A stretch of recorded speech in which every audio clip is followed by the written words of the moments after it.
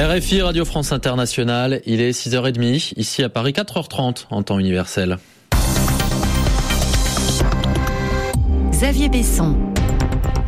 Bonjour à tous. L'actualité africaine ce matin, quelques engagements pour la sécurité de l'Est de la RDC. Hier, le président congolais Joseph Kabila a rencontré le chef de l'État ougandais Yoweri Museveni. Les deux présidents ont également parlé aussi de commerce et de coopération en matière d'énergie. Que signifie vraiment la scission au sein de Boko Haram, l'organisation armée nigérienne affiliée au groupe État islamique? Cette semaine, l'EI a annoncé la nomination d'un nouveau chef, ce que conteste Aboubakar Shekau, le dirigeant historique de Boko Haram. Dans ce journal également, les Nations Unies dans l'expectative à propos du Burundi, après que Bujumbura a dit non à l'envoi de policiers onusiens. Madagascar et les problèmes liés à la défécation à l'air libre, ils touchent même la capitale, Antananarive. Et dans 10 minutes, le journal des Jeux Olympiques. C'est aujourd'hui que débutent officiellement les JO de Rio au Brésil. C'était son premier déplacement en Ouganda depuis 3 ans. Hier, le président congolais Joseph Kabila a rendu visite à son homologue et voisin Yoweri Museveni. Sécurité dans l'Est congolais, sort des anciens rebelles du M23, rapatriement des réfugiés, coopération énergétique. Les sujets de discussion n'ont pas manqué entre les deux hommes. Grania Harrington. Le président Museveni s'est engagé à démanteler les réseaux de recrutement des ADF en Ouganda, mais sans donner de date butoir. Il a aussi très clairement écarté la possibilité d'une opération conjointe entre les armées ougandaises et congolaises. Une meilleure coopération entre les services de renseignement des deux pays devrait néanmoins être mise en place, a assuré Yoweri Museveni. Les deux chefs d'État ont aussi évoqué la question du retour des quelques 730 anciens rebelles du M23 restés en Ouganda depuis le cessez-le-feu en 2013. Yoweri Museveni a dit avoir eu des assurances de la part du président Kabila sur le respect des termes de l'accord de paix signé en 2013. Les autorités congolaises vont d'ailleurs envoyer des délégations dans les semaines à venir pour tenir des discussions avec les anciens M23 ainsi qu'avec les plus de 200 000 réfugiés congolais en Ouganda.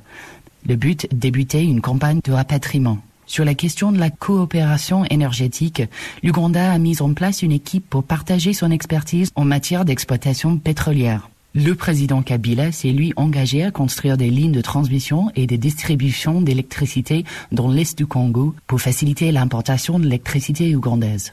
Gordon Harrington, Kampala, RFI. Une réunion en Ouganda, alors qu'en RDC, le groupe de soutien au dialogue, le dialogue politique voulu par le chef de l'État avant les élections, le groupe de soutien doit rencontrer ce matin des représentants de la majorité présidentielle, après avoir fait de même hier avec le rassemblement de l'opposition.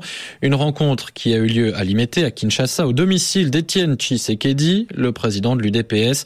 Rencontre lors de laquelle les opposants ont répété leurs conditions, libération des prisonniers politiques notamment, une liste a même été transmise, et nomination d'une nouvelle équipe de médiation internationale. Bruno Tshibala de l'UDPS s'est exprimé au nom du rassemblement de l'opposition. Le rassemblement a rappelé le préalable qu'il avait posé lors de la rencontre de Bruxelles au groupe de facilitation. Il s'agit, 1, de la transformation du groupe de soutien à la facilitation en groupe international de facilitation. 2, l'inopportunité d'avoir un comité préparatoire. 3, la décrispation effective de la situation politique par la libération immédiate et inconditionnelle des prisonniers politiques et d'opinion qui croupissent dans les geôles du pouvoir. Et 4, les non-dédoublements des partis politiques. Le groupe de soutien a enregistré ses préoccupations et a promis d'aller les étudier et de nous réserver une réponse appropriée. L'opposant congolais Bruno Tshibala au micro de Sonia Rollet. Quelle sera la prochaine décision des Nations Unies sur le Burundi? Cette semaine, Bujumbura a officiellement réagi à la résolution du Conseil de sécurité qui prévoit l'envoi de 228 policiers et l'a rejeté. Les autorités burundaises sont même revenues sur leur précédent accord pour le déploiement de 50 policiers onusiens. Et face à cette situation, le secrétariat général des Nations Unies continue de plaider pour un dialogue politique inclusif et espère que le Conseil de sécurité pourra poursuivre son travail avec le pays. À New York, Grégoire Pourtier. Déçu mais pas surpris, c'était la réaction qui prévalait ce mercredi à l'ONU après le refus cinglant du Burundi de voir déployer sur son sol jusqu'à 228 policiers onusiens. La résolution du Conseil de sécurité avait été adoptée sans le consentement préalable de Bujumbura et il y avait donc un risque évident qu'elle soit retoquée. Ce qui était moins attendu, c'est que le régime burundais en profite pour revenir sur son accord en début d'année d'accueillir 50 policiers. Tout le territoire serait désormais sous contrôle et il n'y aurait donc plus besoin de forces internationales. Le gouvernement ne comprend pas la situation, il doit ouvrir les yeux, réagit un diplomate occidental qui rappelle qu'un récent rapport de la Commission des droits de l'homme a pointé la persistance des violences gouvernementales. Comment l'ONU peut-elle maintenant réagir ? Le Burundi dénonce une atteinte à sa souveraineté et le Conseil de sécurité était déjà divisé. Même si le choix semblait un compromis, puisqu'une autre option en envisageait 3000, certains regrettaient à l'avance que Bujumbura reste en marge de la discussion. 4 pays, dont la Chine, membre permanent, ou l'Angola et l'Égypte, 2 des 3 représentants africains, s'étaient ainsi abstenus lors du vote de la résolution. Et un diplomate de conclure, il est difficile aujourd'hui d'être optimiste et de prévoir la suite. Grégoire Pourtier, New York, RFI. L'opposition tchadienne ne pourra pas manifester demain et dimanche. Elle voulait le faire. Des rassemblements étaient annoncés avant l'investiture du président Idriss Déby pour son 5e mandat. Un rassemblement interdit sur l'ensemble du territoire d'après un décret du ministère de l'Intérieur. 2 chefs pour un seul groupe. C'est la situation dans laquelle se trouve ce matin Boko Haram, l'organisation islamiste nigériane. Cette semaine, le groupe État islamique auquel Boko Haram a fait allégeance l'an dernier, l'EI a annoncé la nomination d'un nouveau dirigeant, ce que conteste Aboubacar Shekau, le chef historique de Boko Haram. Et pour Vincent Fouché, qui est chercheur à l'International Crisis Group, les divisions internes ne sont pas nouvelles au sein de Boko Haram, mais elles éclatent au grand jour depuis le début de la semaine dernière. Il y a des discussions au sein de l'organisation depuis un certain temps. Maintenant, il y a quelque chose de plus immédiat. Depuis l'élection de Mohamed Bouhari à la présidence au Nigeria, on a une réponse beaucoup plus cohérente. Et donc, Boko Haram a quand même pris des coups, a quand même perdu du terrain. Ce serait une réelle stratégie, selon vous, de la part de l'EI pour reprendre la main sur un mouvement qui battait de l'aile ? Oui, probablement. Il y a au fond l'idée que Shekau n'est pas le bon commandant, qu'il ne choisit pas les bonnes cibles, pas les bons outils, pas les bons hommes. Et donc l'État islamique s'investit un petit peu. Sans doute ont-ils décidé de pousser une faction de gens avec lesquels ils ont des liens. L'influence de l'État islamique, c'est très difficile au fond de savoir ce qu'il y a qui circule comme argent, comme armes, comme combattants entre les différents fronts de l'État islamique et puis la zone du nord du Nigeria. Sans doute pas grand-chose, mais malgré tout, ça reste un étendard qui a une signification, une capacité d'attraction auprès d'une partie des gens au Nigeria qui souhaitent donner une dimension aussi plus globale que la façon dont Shekau jusqu'à présent a mené la lutte. Vincent Fouché de l'International Crisis Group, joint par Coralie Pierret. Les divisions au sein de Boko Haram et la personnalité du nouveau chef, annoncé en tout cas par l'État islamique, on en reparle dans une dizaine de minutes, non, dans un peu moins, même avec notre invité, le chercheur Romain Caillé. 10 ans de prison ferme en Côte d'Ivoire pour 2 soldats ivoiriens reconnus coupables de violation des consignes et d'association de malfaiteurs. Ils avaient en fait côtoyé des djihadistes ayant participé à l'organisation de l'attentat de Grand Bassam au mois de mars. Leurs avocats ont promis de se pourvoir en cassation. C'est un domaine dans lequel Madagascar a encore énormément de progrès à faire. À Antananarive vient de se tenir un atelier regroupant tous les acteurs publics et privés concernés par la question de l'accès aux sanitaires. Le pays Madagascar est classé par l'OMS et par l'UNICEF parmi les 10 derniers sur ce sujet. 90% des Malgaches n'ont pas accès à des toilettes et une bonne partie est obligée de déféquer à l'air libre, ce qui pose des problèmes à la fois pour leur santé et également pour l'environnement. Et même la capitale Antananarive est concernée. Reportage de Jeanne Richard. En plein centre-ville d'Antananarive, l'un des nombreux escaliers qui parcourent la capitale est jonché d'excréments. L'odeur est insoutenable. Pourtant, il y a des toilettes publiques à quelques mètres. Rifan Oumezanssour Adafson en est le gérant. Nous sommes ouverts depuis 3 ans. Depuis, l'escalier est devenu un peu plus propre. Maintenant, on peut circuler, même si les gens gardent l'habitude d'y aller pour faire leurs besoins. Le problème de l'assainissement est complexe selon lui. C'est sûr, il n'y a pas assez de toilettes publiques.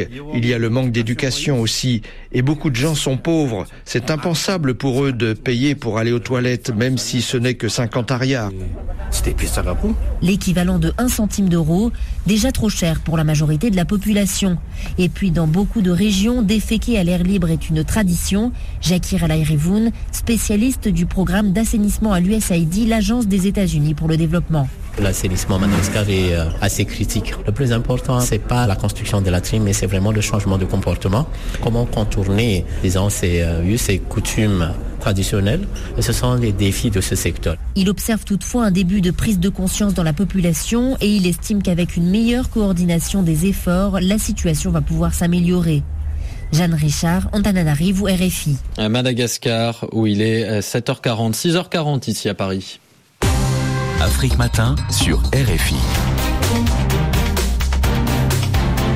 Xavier Besson. Afrique Matin à suivre dans le quart d'heure qui vient. Notre invité, le chercheur Romain Caillé, spécialiste des mouvements djihadistes. Avec lui, on reparlera de la scission au sein de Boko Haram. Et puis, la revue de presse des journaux du continent, ce sera tout à l'heure avec Norbert Navarro. Mais tout de suite, on parle des Jeux Olympiques.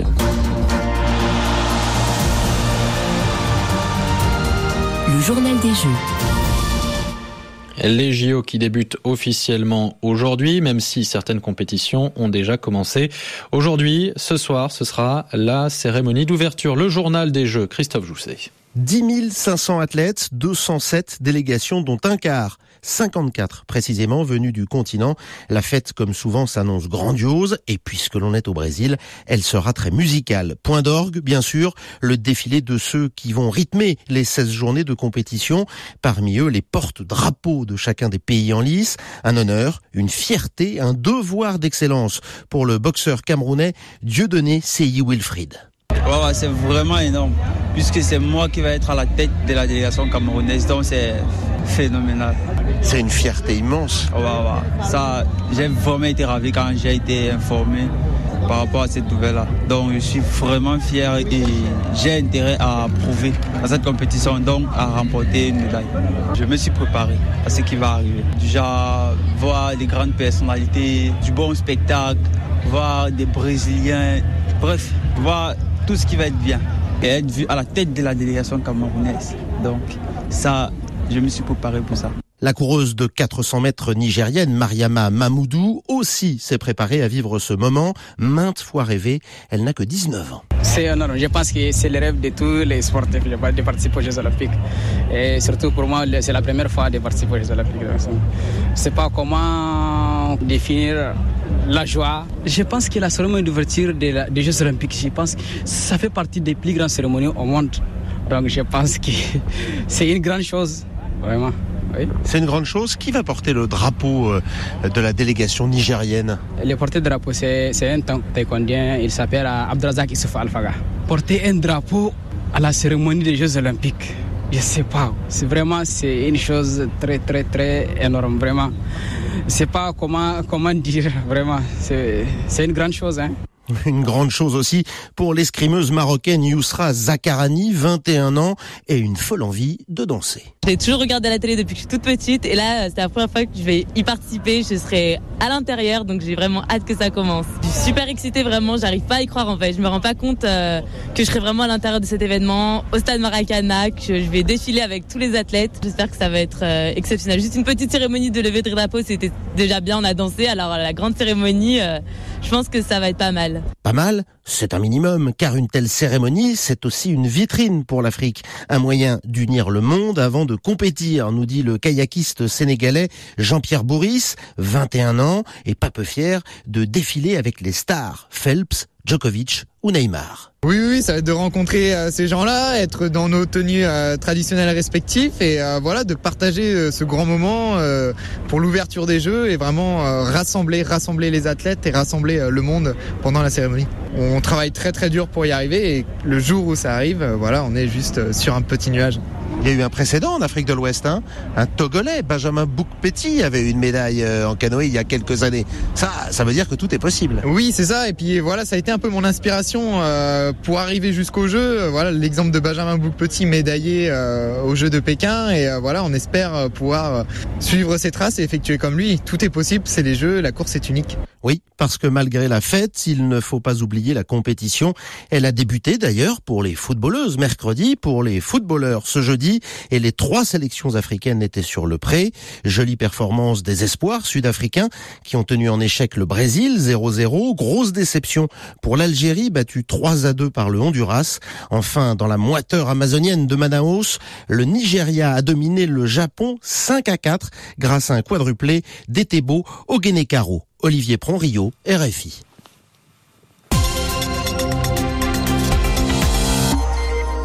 Qui contrôle aujourd'hui Boko Haram, le groupe armé djihadiste actif surtout dans le nord du Nigeria et dans les pays voisins, et dont le chef Abubakar Shekau avait fait allégeance au groupe État islamique l'an passé. En début de semaine, l'EI a désigné un nouveau dirigeant pour le groupe nigérian, mais Abubakar Shekau a depuis réagi en affirmant qu'il était lui toujours présent. Pour en parler ce matin, Jean-Jacques Loarne reçoit Romain Caillé, chercheur et consultant sur les questions islamistes. Romain Caillé, bonjour. Bonjour. Qui dirige Boko Haram ? Jusqu'à mardi soir, pour les observateurs, c'était relativement clair, en dépit des rumeurs qui circulaient, qui évoquaient tantôt une purge anti-Shekau, tantôt une purge de Shekau contre ses adversaires. Donc, en dépit de toutes ces rumeurs, ça semblait être évident que c'était Abubakar Shekau qui restait le chef de la section de l'État islamique en Afrique de l'Ouest.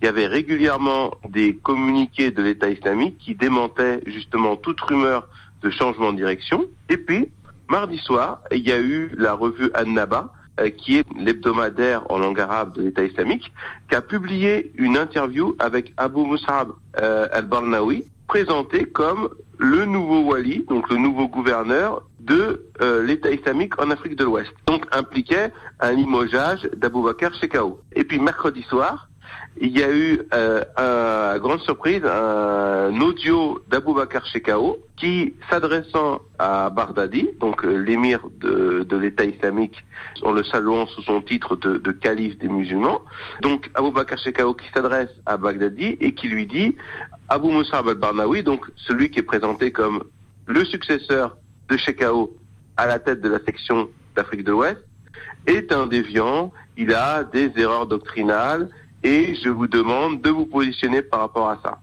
Malgré tout, cette annonce de l'hebdomadaire officiel de l'État islamique Al-Naba vous paraît-elle crédible ? Ça veut dire que le choix qui a été fait par le haut commandement de l'État islamique, c'est de nommer pour la section d'Afrique de l'Ouest, à la tête, Abu Mus'ab al-Barnawi, qui était l'ancien porte-parole de Boko Haram. Alors comment expliquer cette confusion au sein de ce qui était autrefois Boko Haram, qui est devenu aujourd'hui l'État islamique en Afrique de l'Ouest? Il y a maintenant 2 tendances. Une tendance qui se rallie derrière Abubakar Shekau, qui est la plus dure, et une tendance qui va paradoxalement être un peu moins radicale, un peu moins extrémiste, et qui c'est justement cette tendance qui s'est ralliée à l'État islamique. C'est-à-dire que, contrairement à tout ce que l'on pouvait dire, finalement, les partisans de Shekau sont les partisans de la ligne ultra-radicale absolue. Est-ce qu'on peut déjà interpréter un peu le rapport de force sur le terrain, si cela se passe? Celui qui va avoir la légitimité internationaliste et qui aura le soutien des combattants étrangers, même s'ils ne sont pas très nombreux au Nigeria, il y en a quand même.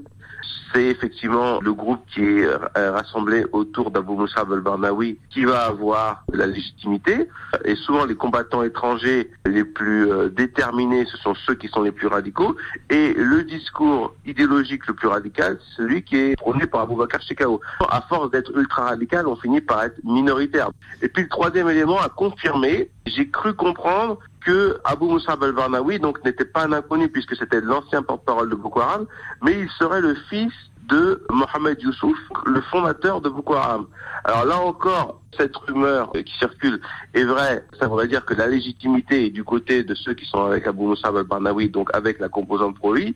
Mais en même temps, étant donné que si c'est le fils de Mohamed Youssouf, fondateur de Boko Haram, c'est quelqu'un de relativement jeune et il y a peut-être des gens derrière lui. Et dans ce cas-là, ça serait pas un homme de paille, mais surtout quelqu'un qui serait utilisé parce qu'il est le fils d'eux et qui est donc finalement un autre groupe qui soit derrière lui. Et de façon indirecte, alors ces derniers événements sont-ils la preuve qu'Abubakar Shekau en fait n'est pas mort puisqu'il a été donné pour mort à plusieurs reprises? Il n'y a pas un élément déterminant prouverait qu'il était vivant hier. Mais effectivement, cet enregistrement de Aboubacar Shekau a été réalisé quelque temps seulement avant la nomination, ou en tout cas avant que l'idée circule de la nomination d'Abou Musab Barnaoui à la tête de l'État islamique en Afrique de l'Ouest. Assiste-t-on, monsieur Romain Caillé, à la volonté d'une mainmise de l'État islamique sur Boko Haram? Alors, la politique de l'État islamique, contrairement à Al-Qaïda, c'est justement d'être plus qu'une franchise et d'essayer de tout contrôler, d'envoyer des émissaires, mais aussi d'envoyer des cadres qui influent sur la politique du groupe, mais aussi sur les tactiques militaires du groupe. On discutait avec un certain nombre de journalistes, ils m'ont dit que quand on parle à des militaires, souvent des militaires tchadiens, ils disent qu'il y a des blancs maintenant avec Boko Haram. Alors peut-être éventuellement pour ces Africains blancs, c'est des Arabes, donc j'écarte pas l'hypothèse qu'il y ait carrément des cadres de l'État islamique venus du territoire syro-irakien qui soient actuellement avec Boko Haram ou l'État islamique en Afrique de l'Ouest. D'autre part, il faut savoir que Boko Haram a eu aussi de gros changements dans sa communication, ça a été vu, mais aussi même dans ses tactiques militaires. Donc manifestement, après l'allégeance à l'État islamique, il y a eu du changement aussi dans Boko Haram. Et ce changement n'est pas venu nulle part. Romain Caillé, merci. Romain Caillé, chercheur, spécialiste des questions islamistes, l'invité ce matin de Jean-Jacques Louarn. L'essentiel de l'actualité internationale de ce vendredi 5 août, plus que quelques heures avant l'ouverture officielle des Jeux Olympiques de Rio. 10 500 athlètes vont s'affronter pendant 3 semaines. Une quarantaine de chefs d'État et de gouvernement vont assister à la cérémonie ce soir dans le stade de Maracana. Plus de 85 000 policiers et militaires sont mobilisés. Une absente de marque, en tout cas ce soir dans la tribune, la présidente du Brésil, Dilma Rousseff. Elle ne sera pas à la cérémonie, écartée du pouvoir par une procédure de destitution. La commission spéciale d'enquête a voté hier oui à l'organisation d'un procès. Il ne reste plus qu'à obtenir l'accord de l'ensemble des sénateurs mardi prochain. Dilma Rousseff qui est accusée d'avoir maquillé des comptes publics. Et puis, les polémiques sont quotidiennes aux États-Unis dans la campagne de Donald Trump pour la présidentielle de novembre. Confronté à de mauvais sondages, le candidat républicain affirme cette fois-ci que le scrutin sera truqué pour faire gagner Hillary Clinton. Une accusation ridicule, a aussitôt répondu Barack Obama.